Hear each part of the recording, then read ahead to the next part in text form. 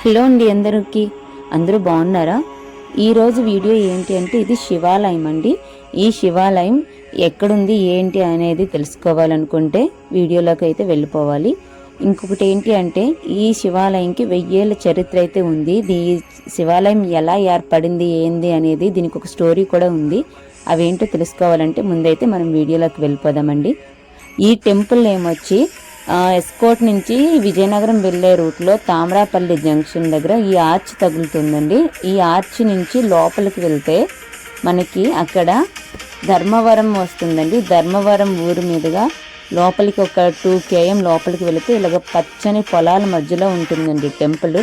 పల్లెటూరులో ఈ టెంపుల్ కానీ చాలా ప్రసిద్ధి దేవాలయం అండి. ఎక్కడెక్కడి నుంచో వస్తారండి.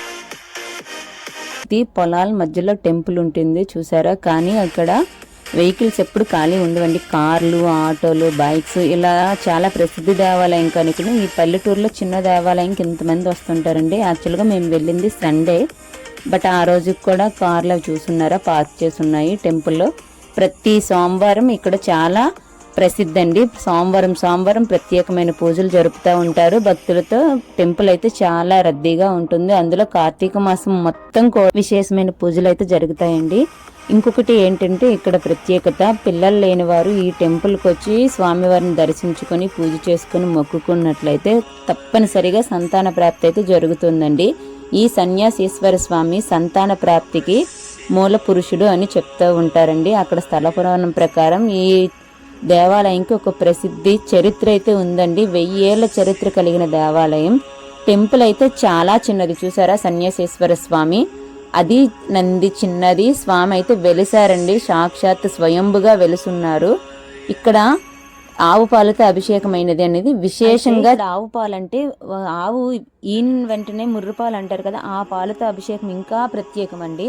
నాటావు అంటారు. అది ఇంకాను ఈ చుట్టుపక్కల ఉండే వాళ్ళైతే ప్యాకెట్స్ కానీ బాటిల్స్లో కానీ తీసుకువెళ్ళారండి. కమండలం మునుల చేతుల్లో ఉంటుంది కదా, తపస్సు చేసే వాళ్ళ చేతుల్లో, అలాంటి దాంట్లో పాలు తీసుకొని వెళ్ళడం అయితే ఇక్కడ చాలా స్పెషల్ అండి. మనం చూస్తాము. ఒకసారి స్వామిని అయితే దర్శనం చేసుకోండి.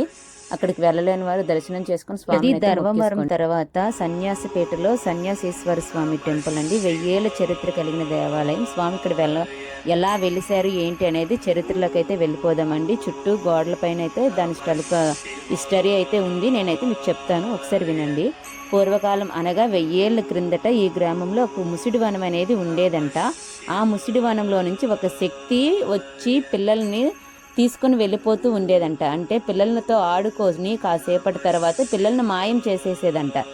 ఆ మాయం చేసిన పిల్లల్ని తీసుకుని వెళ్ళి ఆ శక్తి ముసిడి చెట్టుపై కూర్చొని భక్షిస్తూ ఉండేదంట. అంటే తినేసేదంట. తినేసిన తర్వాత ఆ ఎముకలను కిందన గుట్టలుగా పడి ఉన్న ఎముకలను చూస్తూ ఆ గ్రామ ప్రజలు ఏం చేయలేని దిక్కుతోతని స్థితిలో ఉండే సమయంలో పుణ్యగిరి నుండి ధర్మవరం మీదుగా కాశీయాత్రకు వెళుతున్న స్వామి దివ్యమంగళ స్వరూపం చూసిన గ్రామ పెద్దలు తమ బాధను అతనితో విన్నవించుకున్నారంట. అంటే దేవా, ప్రతిరోజు మా శిశువుల్లో ఒక శిశువు మాయమవుతుంది. ఈ బాధను మేము భరించలేకపోతున్నామని స్వామికి విన్నవించుకున్నారంట. అది విన్న స్వామి తన దివ్య దృష్టితో శక్తిని వశపరుచుకొని, అమ్మా, మనం లోక కళ్యాణం కొరకు పాటుపడాలి, కానీ లోక భక్షణ చేయకూడదని చెప్పి శక్తిని నిర్బంధించారంట.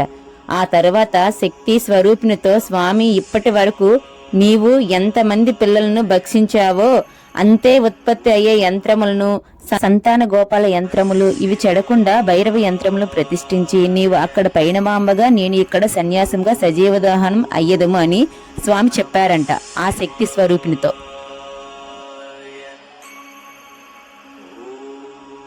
అయితే వాళ్ళిద్దరూ అక్కడ అలా సజీవ దహనం అయ్యారంట. ఆ తర్వాత నుంచి ఆ చుట్టుపక్కల ప్రాంతాల్లో పాడి పశువులు ఈనిన వెంటనే పాలు తీసుకుని వెళ్లి స్వామికి అభిషేకం చేసేవారంట. అప్పటి నుంచి అది ఆనవాయితీగా వచ్చింది.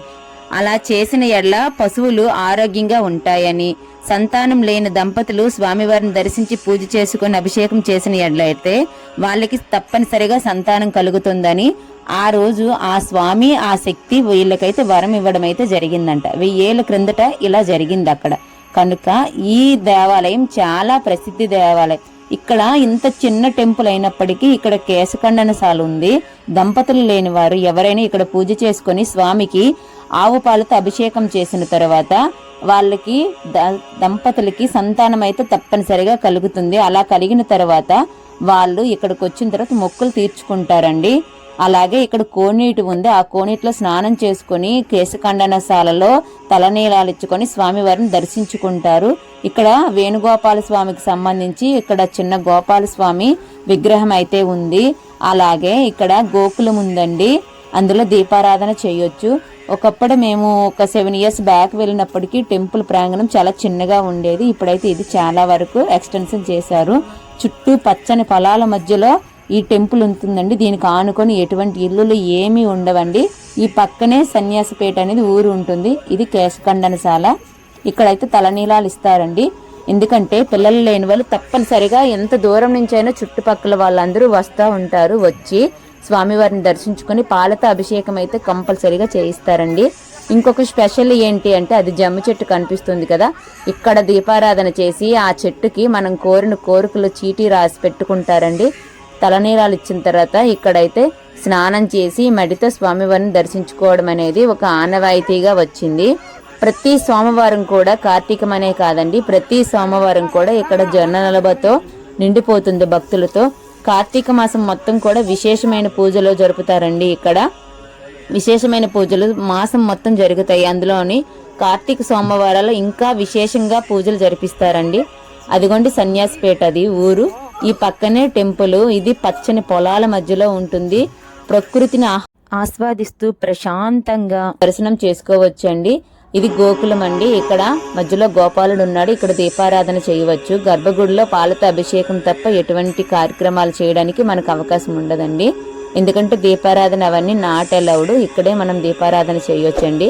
దూరం నుంచి వెళ్ళిన వాళ్ళు ఎవరైనా ఫుడ్ తీసుకుని వెళ్ళి దర్శనం చేసుకున్న తర్వాత అక్కడ కూర్చొని మనమైతే తీసుకుని వెళ్ళిన ఫుడ్ ఏదైనా తినచ్చు. ఇక్కడ దగ్గరలోనే తాటిపూడి రిజర్వాయర్ ఉందండి. తర్వాత పుణ్యగిరి కూడా దగ్గరలోనే ఉందండి. ఇవన్నీ దర్శనం చేసుకుని రావచ్చు. ప్రతి సోమవారం కూడా ఇక్కడ విశేషంగా ఉంటుంది. నా వీడియో మీకు నచ్చినట్లయితే లైక్ చేయండి, షేర్ చేయండి, సబ్స్క్రైబ్ చేయడం మర్చిపోవద్దు. ఈ దేవాలయం ఎస్కోట ధర్మవరం దగ్గర సన్యాసిపేట దేవాలయం అండి. ఎవరైనా